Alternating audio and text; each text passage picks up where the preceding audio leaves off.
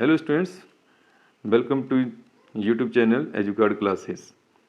इसमें हम आज क्लास 10th का चैप्टर 2 का एक क्वेश्चन करेंगे जिसकी स्टेटमेंट आपको स्क्रीन पे दिखाई दे रही है। वेरी इंपॉर्टेंट क्वेश्चन है एग्जामिनेशन पॉइंट ऑफ व्यू से। इस तरह के क्वेश्चन अक्सर एग्ज़ाम में आते रहते हैं और इसमें बच्चे थोड़ी सी मिस्टेक कर जाते हैं। इसीलिए इस क्वेश्चन को मैं इस वीडियो में आपको सॉल्व करा रहा हूँ। वैसे तो ये क्वेश्चन बहुत ही ईजी क्वेश्चन है। देखो यहाँ पे क्या प्रॉब्लम है कि जो यहाँ पे क्वाड्रेटिक पॉलिनोमियल गिवन है, इसी में इसकी अरेंजमेंट में प्रॉब्लम है। तो जैसे देखो, पहले स्टेटमेंट रीड करते हैं। Find the zeros of the following quadratic polynomials and verify the relationship between the zeros and there coefficients. इसमें करना क्या है कि पहले इस क्वाड्रेटिक पॉलिनोमियल के हम जीरोज फाइंड करेंगे इस स्टेटमेंट के अकॉर्डिंग, और फिर क्या करना है कि verify the relationship between the zeros and there coefficients. इसके बाद हमने वेरीफाई करना है कि इसके जीरोज और इसके कोफिशिएंट में क्या रिलेशन है। ठीक है, उसको हम वेरीफाई करेंगे। तो देखो 6x² - 3 - 7x ये गिवन है हमें। तो जो standard form of quadratic polynomial होती है वो होती है ax² + bx + c। इसके अकॉर्डिंग हमको इसको अरेंज करना है, क्योंकि इसके अरेंजमेंट में ही प्रॉब्लम है। देखो, जो x वाली टर्म है वो मिडल में होनी चाहिए। यहाँ पे क्या है, कांस्टेंट को मिडल में कर दिया गया है और जो x वाली टर्म है उसको लास्ट में कर दिया गया है। तो इसके अकॉर्डिंग इसको अरेंज करेंगे तो ये लाएगा 6x², इसके बाद लिखेंगे -7x और इसकी हो जाएगा -3। इस क्वाड्रेटिक पॉलिनोमियल को अब हम क्या करेंगे, इसके हम जीरोस फाइंड करेंगे। तो जीरोस फाइंड करने का एक मेथड होता है स्प्लिटिंग द मिडल टर्म। तो इसको हम splitting the middle term methods के अकॉर्डिंग ही फैक्टराइज करेंगे। फैक्टराइज करके इसके जीरोस फाइंड करेंगे।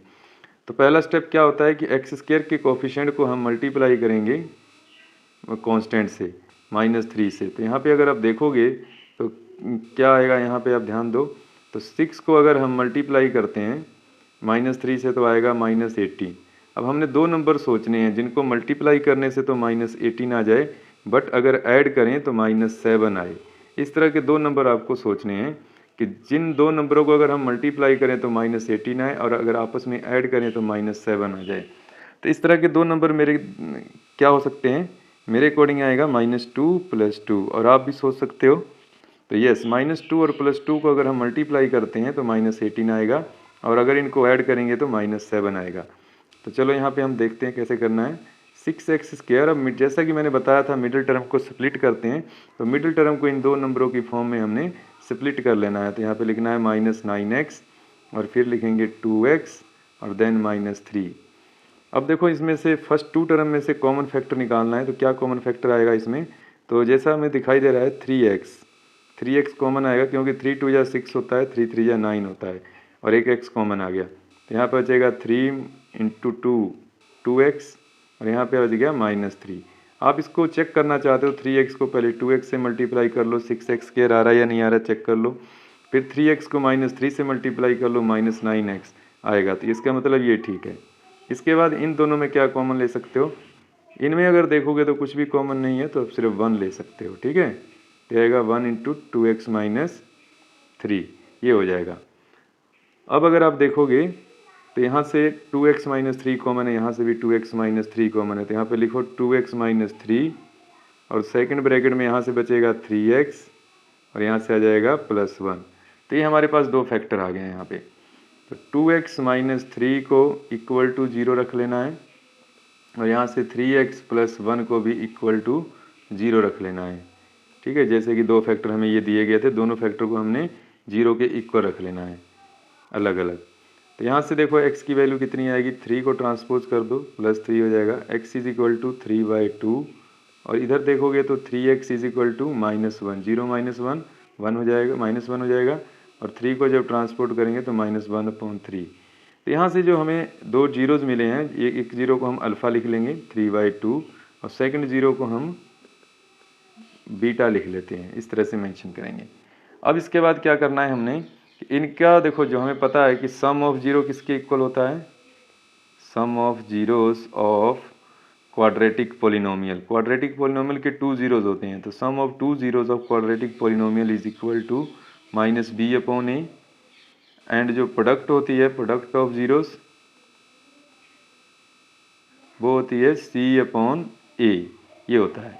तो इसके अकॉर्डिंग अब हमने क्या करना है, इसके रिलेशन को वेरीफाई करना है, जीरोज़ के रिलेशन को। तो देखते हैं, चलो। अल्फ़ा प्लस बीटा यानी कि सम ऑफ जीरोज़, ये किसके इक्वल होता है, माइनस बी अपॉन ए के। अल्फ़ा की वैल्यू कितनी थी, हमने कितनी अभी ली थी, अल्फ़ा की वैल्यू है 3/2 और बीटा की है -1/3। तो इसी के अकॉर्डिंग हमने करना है।